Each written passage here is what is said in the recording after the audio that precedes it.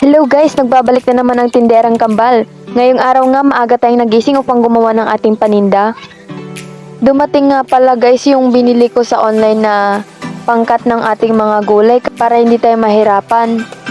Para mabilis nating matimplahan ang ating mga paninda. Kasi nga napansin ko na nakakaubos yun ng oras natin kaya nalilate tayo sa paglabas ng ating mga paninda. So ngayon, tetry natin siya kung maganda ba siya at sulit yung pinagbili natin sa kanya. Pagkatapos ko nga matimplahan yung pang bola-bola at tokneneng, sinunod ko naman yung gulay para sa lumpiang gulay at bola-bola. Kaya makikita nyo nga dyan guys, madaming carrots at sayote. Pagkatapos ko nga ma-slice ang mga carrots at sayote, ito na nga yung binili kong grinder para sa carrots natin at sibuyas bawang.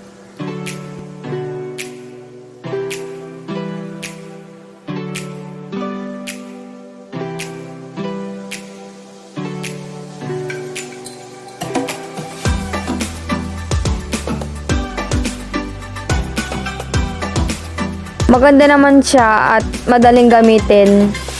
At ayan nga si mama, gusto niya din tingnan kung maganda nga itong binili nating grinder. Pagkatapos ko nga binuksan yung grinder, akala ko di na ako iyak sa sibuyas kasi may gamit na ang grinder. Pagkatapos ko nga mag-grind yung mga carrots, sinalo ko na din sa bola-bola.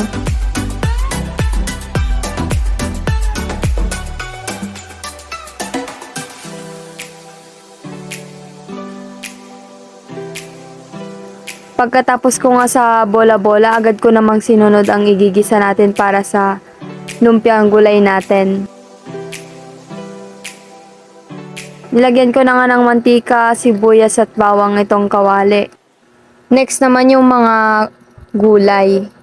Habang hinahalo nga yan guys, nilalagyan ko na din ng pampalasa.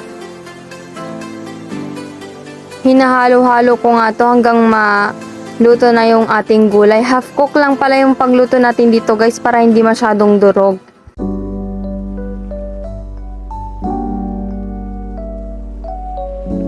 Nang matapos ko nga ang panglumpiang gulay guys, inumpisan ko na rin magluto ng tokneneng at bola-bola.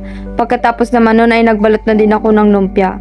Hindi na nga ako nakapag-video kanina guys kasi nga ang dami nating niluto. Kaya itong niluluto natin guys is para sa ililibot na natin mamaya. Pagkatapos nga namin maglibot, dinisplay ko muna sa harap ng kalsada namin itong mga paninda kasi nga sobrang tumal ngayong araw. Habang nagbabantay nga ako ay i-edit na din ako nitong vlog. Tapos naisipin ko nga umuwi muna sa bahay guys kasi nga may kukunin muna ako kaya pinabantayan ko muna itong mga paninda sa mga bata dito sa kalsada. Nagulat nga ako guys kasi nga pagbalik ko yung mga bata tumatawag na ng mga suki. Gabi na nga guys at umuwi na rin ako. Bumili nga yung mga nagiinom sa harap ng bahay namin guys kaya naubos pa rin ang ating lumpiang gulay.